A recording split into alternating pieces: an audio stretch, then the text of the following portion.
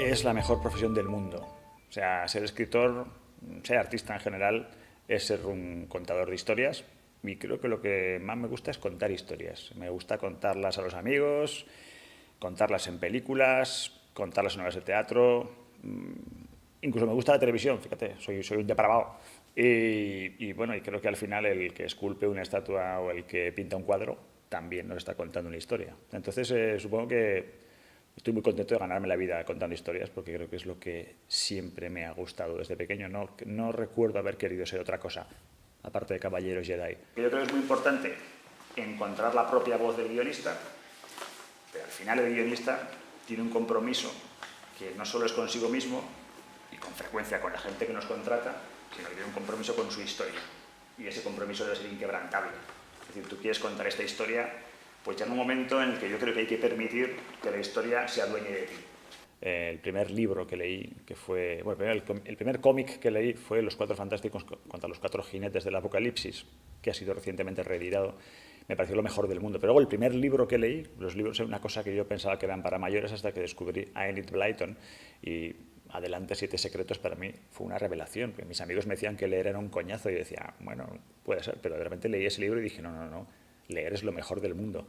Y enseguida empecé a escribir cositas, redacciones, cuentecitos, me daban algún premio, o sea que el estímulo positivo lo recibí desde muy pequeño, con lo que si lo piensas tiene su lógica, y que me ha dedicado a escribir. Mi madre siempre dice que soy un escritor que de vez en cuando hace películas, es una teoría que tiene ella.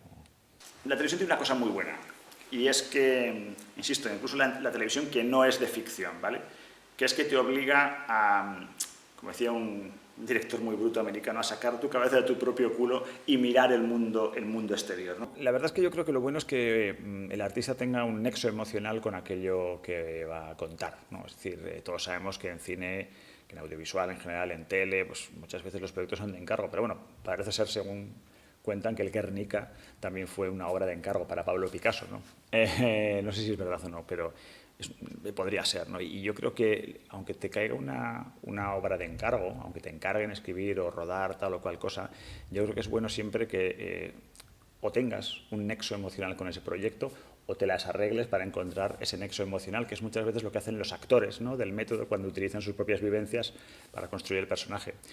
Digamos que el esfuerzo de adaptación y de adaptación de la mata al medio, es decir, al producto de encargo, tiene que ver con coger la película original, los personajes que han creado otros, y bueno, es decir, vamos a darle un viaje a esto para que, sin ser lo contrario, sea algo pues, que encaje en lo que se está buscando, ¿no? Tengo una tendencia, más que hacer comedias, porque yo creo que lo que hago son thrillers con mucho humor, ¿vale?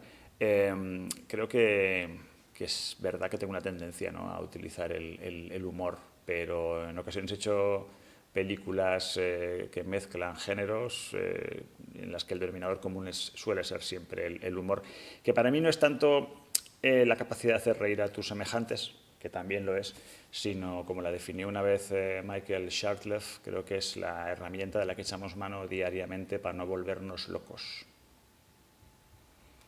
No sé si todas las películas tienen que tener una estructura en 3 actos. Lo que sí sé es que hay que tener una muy buena razón para apartarse de la estructura de los 3 actos con sus correspondientes puntos de inflexión. O sea, hay que tener una propuesta muy audaz y que claramente cada fibra de vuestro organismo os diga que hay que cargarse la estructura en 3 actos o intentarlo como herramienta de trabajo. Si te apetece que los personajes de tu mundo creativo sean un poco más cultos y hablen un poco mejor que el español normal, lo puedes hacer. Si te apetece hacer lo contrario, es decir, embrutecer a los personajes para que sean un poco menos que dibujos animados, también lo puedes hacer.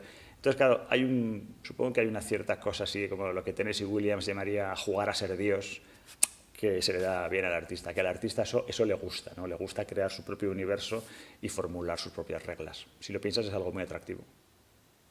Hay una vez, no sé si era de Rabindranath Tagore o del otro, de Gibran Khalil Gibran, un cuento que contaba, y fijaos qué cosa más linda. Dice, en las escaleras de un templo estaba una mujer sentada entre 2 hombres. Una de las mejillas de la mujer era blanca y la otra estaba ruborizada. Allá te han contado que está enamorada de uno de los dos. Y no le han hecho decir nada, ni al uno, ni al otro, ni a la otra, ¿no? Pues a veces en cine, y os lo dice alguien que le gustan los diálogos elaborados y tal igual, pues también a veces hay que decir, fuera, La sencillez muchas veces es... Vuelvo a lo de Aníbal Lecter. Simplicidad, primeros principios. Y ahora me voy a comer un hígado. No tengo la menor duda de que la principal enseñanza que he adquirido es que hay que atreverse a soñar a lo grande, que hay que tener sueños aunque no se logren. Creo que es muy bueno tener sueños y si no los logras a la primera, igual los logras a la segunda o a la tercera o a lo mejor nunca los logras, pero creo que es muy importante tenerlos.